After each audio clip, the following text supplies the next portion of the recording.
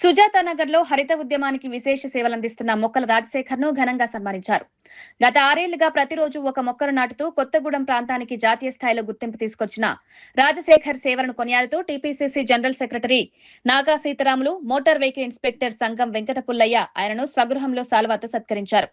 ఈ సందర్భంగా నాగా సీతారాములు మాట్లాడుతూ మొక్కను రక్షించు, మాతృభాషను రక్షించు అనే నినాదంతో సింగరేణి ఉద్యోగం చేస్తూనే హరిత సేవలను కొనసాగిస్తున్న రాజశేఖర్ ఎంతో మందికి ఆదర్శంగా నిలిచారన్నారు. ఆయన తండ్రి పాండే ఇచ్చిన స్ఫూర్తితో ప్రారంభమైన ఈ హరిత యజ్ఞం దేశవ్యాప్తంగా గుర్తింపు పొందిందని ప్రధానమంత్రి నరేంద్ర మోదీ కూడా మన్ కీ బాత్ కార్యక్రమంలో ప్రశంసించడం గర్వకారణమని చెప్పారు.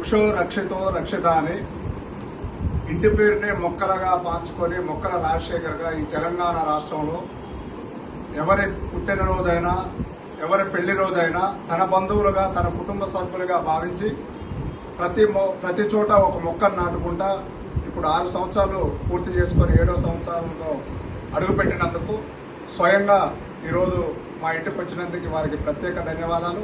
అలాగే పెద్దలు గౌరవనీయులు పుల్లయ్య గారు, అలాగే మా సోదరుడు ముస్తాఫాబాయ్ గారు, అలాగే బాలు తమ్ముడు, మేమందరం కూడా ప్రకృతి ప్రేమికులం. అందుకనే ఈరోజు మొక్కల రాజశేఖర్ గారిని చిరు సన్మానం చేయాలనే ఒక ఉద్దేశంతో నేను ఆహ్వానించినందుకు మా ఇంటికి వచ్చినందుకు ప్రత్యేక ధన్యవాదాలు తెలియజేస్తూ రాబోయే రోజుల్లో కూడా సమాజ స్థాపనకి ఈ సొసైటీలో ప్రతి ఒక్కరూ కూడా మొక్కలు నాటాలనే ఒక మంచి దృక్పథాన్ని తీసుకుపోతున్నందుకు మీకు ప్రత్యేక ధన్యవాదాలు నా తరఫున, రాష్ట్ర కాంగ్రెస్ పార్టీ తరఫున కూడా ప్రత్యేక ధన్యవాదాలు తెలియజేస్తూ సెలవు తీసుకుంటున్నాను.